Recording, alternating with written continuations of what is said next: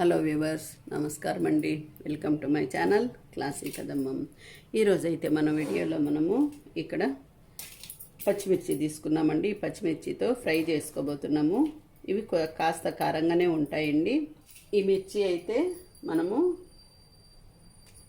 నేను కాడలు తీసేసానండి. బాగా కడిగేసి తుడిచిపెట్టుకున్నాను. ఈ మిర్చి ఈ విధంగా ఘాటు పెట్టుకోండి. మీకు కారం అవుతుంది అనుకుంటే ఇందులో గింజలు కూడా తీసేయచ్చు. నేనైతే అలాగే పెడుతున్నానండి. ఇలా అండి మనము ఈ విధంగా కోసుకున్నాము. ఈ విధంగా అండి అన్నీ ఇలాగే చీరి పెట్టుకుందాం. ఇక్కడ మేము మిక్సీ జార్ తీసుకున్నామండి.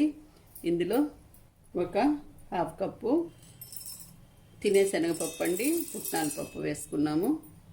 కాస్త వామండి, అజ్వైన్ ఇది వేసుకున్నాము.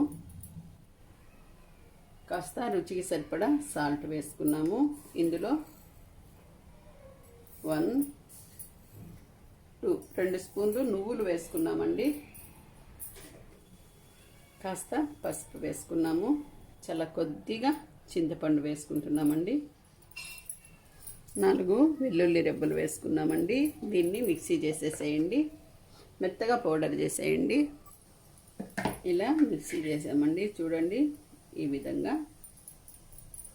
మీరు కావాలంటే కొబ్బరి పొడి కూడా వేసుకోవచ్చండి. ఇలా చేసుకున్న పొడిని ఒక గిన్నెలో వేసేసామండి. మనము ఇలా చీల్చుకున్నాం కదండి, దీనిలోకి ఈ పొడిని స్టఫ్ చేసేయండి.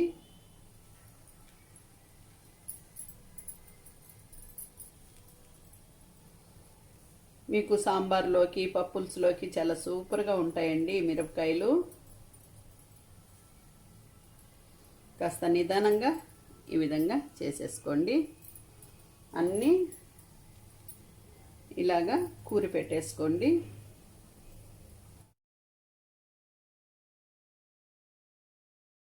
ఇలాగా మిర్చీలలోకి పౌడర్ అంతా స్టఫ్ చేసి పెట్టుకున్నామండి.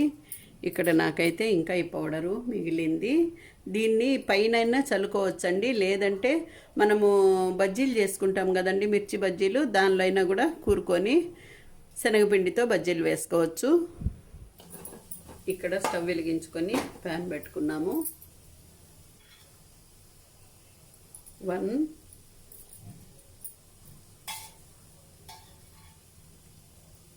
2 స్పూన్స్ ఆయిల్ పోసుకున్నామండి. ఇక్కడ కాస్త ఆయిల్ వేడైందండి. వేడైన తర్వాత చూడండి వీటిని ఇలాగ పెట్టేసేయండి.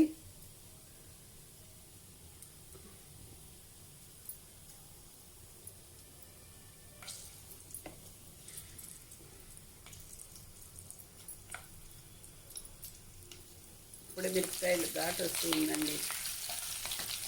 ఇలా పెట్టేసి ఒక 2 నిమిషాలు ఒక సైడు వేగనివ్వండి. సన్న మంటలోనే వేయించుకోండి ఈ మిరపకాయలు.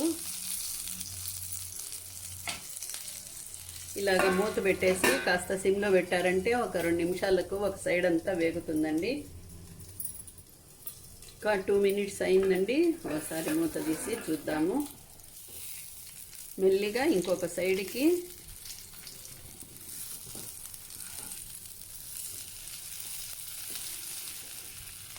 ఇలా తిప్పుకోండి.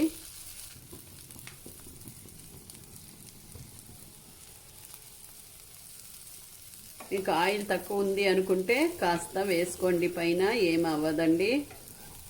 ఇంకా లేదు ఇట్లాగే డ్రైగా చేసుకోవాలనుకుంటే కాస్త తక్కువే వేసుకోండి, మీ ఇష్టం అండి అది.